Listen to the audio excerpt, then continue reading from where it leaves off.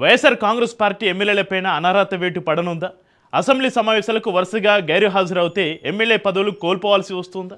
జగన్కు ప్రతిపక్ష నేత హోదా ఇవ్వలేదన్న కారణంతో వైసీపీ ఎమ్మెల్యేలు సభను బహిష్కరించడాన్ని స్పీకర్ సీరియస్గా తీసుకుంటారా? 60 రోజుల గైరు హాజరు నిబంధన పేరుతో జరుగుతున్న ప్రచారం రాజకీయ ఒత్తిడి పెంచేందుకేనా, లేక నిజంగానే ఎమ్మెల్యేలపైన చర్యలు తీసుకునే అవకాశం ఉందా? అసలు 60 రోజుల నిబంధన ఎప్పుడు వర్తిస్తుంది? వైసీపీ పైన చర్యలు తీసుకుంటే రాజకీయంగా ఎవరికి లాభం? అసెంబ్లీ సమావేశాలు ప్రారంభం కానున్న వేళ వైసీపీ ఎమ్మెల్యేల భవితవ్యంపైన ఏపీలో ఆసక్తికర చర్చ జరుగుతోంది. ఆంధ్రప్రదేశ్ అసెంబ్లీ సమావేశాలు ఈ నెల 17 నుంచి ప్రారంభం కానున్నాయి. అయితే సమావేశాలకు ముందే వైసీపీ ఎమ్మెల్యేల బహిష్కరణ మరోసారి రాజకీయ చర్చకు కేంద్రంగా మారింది. జగన్మోహన్ రెడ్డికి ప్రతిపక్ష నేత హోదా ఇవ్వాలన్న డిమాండ్తో అసెంబ్లీకి దూరంగా ఉంటున్న వైసీపీ ఈసారి కూడా అదే వైఖరిని కొనసాగించాలని నిర్ణయించుకున్నట్టు చెబుతోంది. దీంతో సభకు హాజరు కాని ఎమ్మెల్యేల విషయంలో స్పీకర్ ఎలాంటి నిర్ణయం తీసుకుంటారన్న ప్రశ్న ఇప్పుడు తెరపైకి వచ్చింది. ఇప్పుడు అసలు చర్చ 60 రోజుల నిబంధనపై జరుగుతోంది.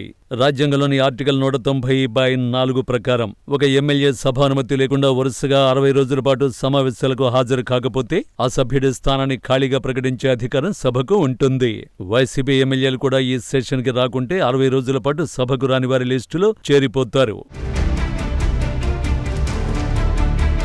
అయితే ఇక్కడ ఒక కీలకమైన విషయం ఉంది. 60 రోజులు పూర్తి కాగానే ఎమ్మెల్యే ఆటోమేటిక్గా డిస్క్వాలిఫై అయినట్లు కాదని రాజకీయ విశ్లేషకులు చెబుతున్నారు.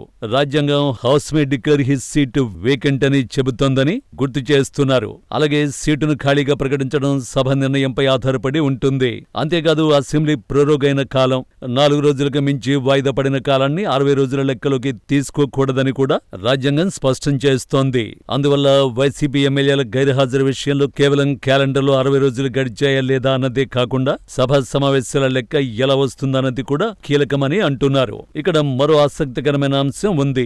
సీటు ఖాళీ కావడం, అనర్హత వేటు పడటం రెండు ఒకటే కాదు. రాజ్యాంగంలో అనర్హతకు ప్రత్యేక నిబంధనలు ఉన్నాయి. అదే సమయంలో 60 రోజుల పాటు అనుమతి లేకుండా గైర్హాజరైతే సీటును ఖాళీగా ప్రకటించే ప్రత్యేక నిబంధన ఉంది. న్యాయస్థానాలు కూడా వేకెన్సీ, డిస్క్వాలిఫికేషన్, ఎక్స్పల్షన్ అనే అంశాలకు వేరువేరు అర్థాలు ఉన్నాయని స్పష్టం చేశాయి.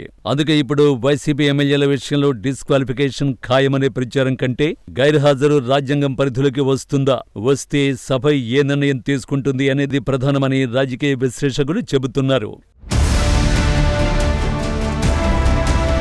గతంలో కూడా ఎమ్మెల్యేల సభ్యత్వం వివిధ కారణాలతో రద్దయిన సందర్భాలు ఉన్నాయి. అయితే అవన్నీ 60 రోజుల గైర్హాజరుతోనే జరిగాయని చెప్పలేమంటున్నారు పొలిటికల్ అనలిస్ట్. తాజాగా ఏప్రిల్లో మధ్యప్రదేశ్లో కాంగ్రెస్ ఎమ్మెల్యే రాజేంద్ర భారతి 3 సంవత్సరాలు జైలు శిక్షకు గురైన నేపథ్యంలో అసెంబ్లీ ఆయనపై అనర్హత వేటు వేసి సీటును ఖాళీగా ప్రకటించింది. అంటే ఎమ్మెల్యే సభ్యత్వం కోల్పోవడానికి గైర్హాజరు మాత్రమే కారణం కాదు.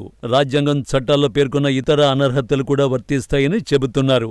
ఒకవేళ స్పీకర్ ఈ అంశాన్ని సీరియస్ గా తీసుకుని చర్యల ప్రక్రియను ప్రారంభిస్తే అది వైసీపీకి రాజకీయంగా మరో పోరాటానికి కారణం కావచ్చు. తమపై రాజకీయ కక్ష సాధింపు జరుగుతోందని ఆ పార్టీ ప్రజల్లోకి వెళ్లే అవకాశం ఉంది.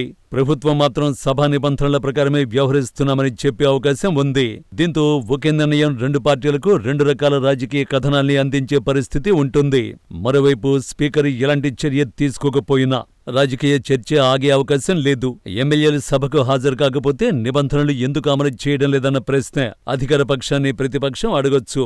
అందుకే ఇది స్పీకర్కు కూడా రాజకీయంగా అత్యంత సున్నితమైన అంశంగా మారుతోందని రాజకీయ వర్గాలు అభిప్రాయపడుతున్నాయి. మరోవైపు వైసీపీకి కూడా ఈ బహిష్కరణ వ్యూహం అత్యంత సులభమైనది కాదు. ప్రతిపక్ష నేత హోదా కోసం పోరాటం చేస్తున్నామన్న సందేశాన్ని బలంగా ప్రజల్లోకి తీసుకువెళ్లొచ్చు. కానీ అదే సమయంలో అసెంబ్లీ అనే ప్రత్యక్ష రాజకీయ వేదికను వదులుకోవలసి వస్తుంది.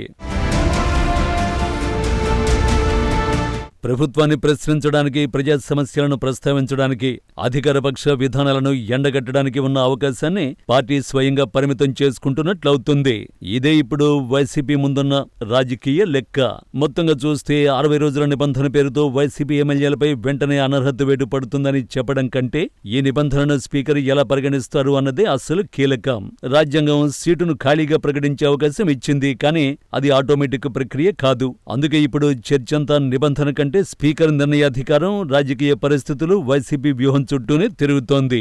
వైసీపీ బహిష్కరణ కొనసాగిస్తే 60 రోజుల గడువు రాజకీయ చర్చను మరింత వేడెక్కించే అవకాశం ఉంది. స్పీకర్ చర్యకు దిగితే వైసీపీకి ప్రభుత్వాన్ని టార్గెట్ చేసే అవకాశం లభించొచ్చు.